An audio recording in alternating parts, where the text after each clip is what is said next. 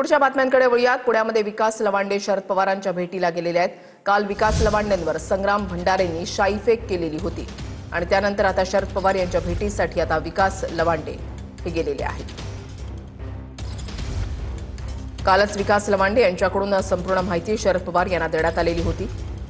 संग्राम भंडारे यांच्या विरोधात गुन्हा देखील दाखल झालेला आहे। संग्राम भंडारे यांच्यासह 10 ते 15 जणांनी विकास लवांडे यांच्यावर शाईफेक केलेली होती आणि विकास लवांडे यांनी आरोप केला की त्यांच्यापैकी 2 ते 3 जणांकडे बंदूक देखील होती, त्यांच्या जीविताला धोका आहे अशा पद्धतीची तक्रार त्यांच्याकडून पोलीस स्थानकामध्ये दाखल करण्यात आलेली आहे।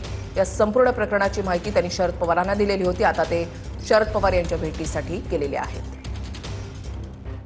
काल शाईफेक झाल्याच्या नंतर आज राष्ट्रवादीचे ज्येष्ठ नेते शरद पवार यांच्या निवासस्थानी त्यांची तुम्ही भेट घेण्यासाठी जात आहे। काल महाराष्ट्रातल्या प्रत्येक तालुक्यातून प्रत्येक जिल्ह्यातनं मला सपोर्टसाठी फोन आले, आमच्या पक्षाच्या सर्व नेत्यांचे फोन आले।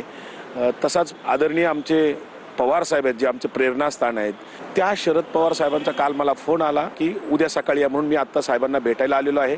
या सगळ्या प्रकाराची साहेबांना फोनवरून काल थोडीशी माहिती दिलेली आहे, पण सविस्तर वृत्तांत आता मी साहेबांना सांगणार आहे। ज्यांनी तुमच्यावरती शाईफेक केली, आता स्टेशनमध्ये ज्यांच्यावरती आता गुन्हा दाखल झाला, ते असं म्हणतायत की विकास लवांडे यांची एवढी पात्रता नाही की आम्ही त्यांच्यावरती बंदूक लावू किंवा बंदूक रोखू। नाही, ते काय म्हणतात माझ्या दृष्टीने फार महत्त्वाचं नाही आहे, कारण माझा वैयक्तिक लढाई नाही आहे, ही विचारांची लढाई आहे, तात्विक लढाई आहे।